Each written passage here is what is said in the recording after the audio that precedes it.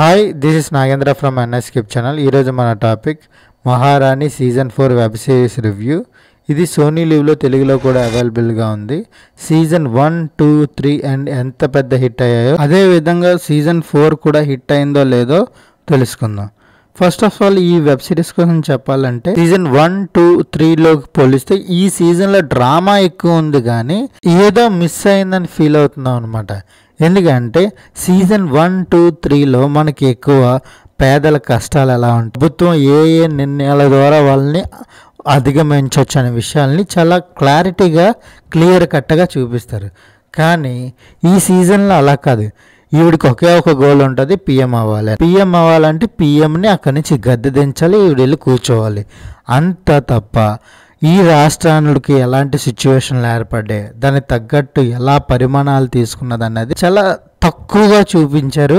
దానివల్ల కాన్ఫ్లిక్ట్ కూడా మనకి అంతగా ఎక్కలేదు. ఇంకొక పాయింట్ ఏంటంటే వాళ్ళ కొడుకు కూతుర్ని కూడా చూపించారు. రాణి భారతి కూతురు కింద శ్వేతా బసు ప్రసాద్, కొడుకు కింద శార్దుల్ భరద్వాజ్ యాక్ట్ చేశారు. వాళ్ళిద్దరు యాక్టింగ్ అయితే సూపర్. ముఖ్యంగా శ్వేతా బసు ప్రసాద్ యాక్టింగ్ అయితే ఎరగదీసిందనే చెప్పాలి కొన్ని సీన్స్లో. రాణి భారతికంగా యాక్ట్ చేసిన హేమా ఖురేషి కోసం చెప్పక్కర్లేదు, ఫెంటాస్టిక్ యాక్టర్ అనే చెప్పాలి.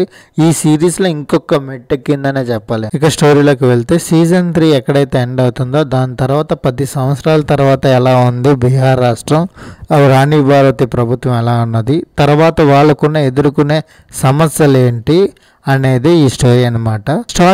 స్టార్టింగ్లో పిఎంతో ఎదుర్కొనే పరిస్థితి ఏర్పడుతుంది అనమాట. పిఎం సీటుకే ఎసరెడుతుంది ఈసారి. ఏకంగా సీజన్ 1, 2, 3లో ఎలాంటి సిచ్యువేషన్ అనేది ఎదుర్కొని తన మెట్టు ఎక్కుకుంటూ సీఎం వరకు వచ్చిందో ఇప్పుడు నెక్స్ట్ స్టెప్ పిఎం అనమాట. పిఎంకి ఎదురెళ్తుంది. ఆ ఎదురైన పోస్టర్స్లో తన ఫ్యామిలీని కానీ తన పార్టీని కానీ తాను ఎలా కోల్పోయింది మళ్ళీ రికవరీ చేసుకోవడానికి ఎలాంటి ప్రయత్నం చేసేది అన్నదే ఈ స్టోరీ క్లుప్తంగా. స్టోరీ నరేషన్ కానీ, యాక్టింగ్ పర్ఫార్మెన్స్ కానీ, డబ్బింగ్ కానీ, ఇంకా ఇతరితర ప్రతిదీ చాలా హైలైట్గా ఉన్నాయి. మెయిన్గా మ్యూజిక్ అయితే ఒక్కొక్కసారి మనకి అనిపిస్తుంది అనమాట కరెక్ట్ టైంలో మ్యూజిక్ పడిందని. ఎందుకంటే అంత ముందంతా చాలా సైలెంట్గా ఉంటుంది.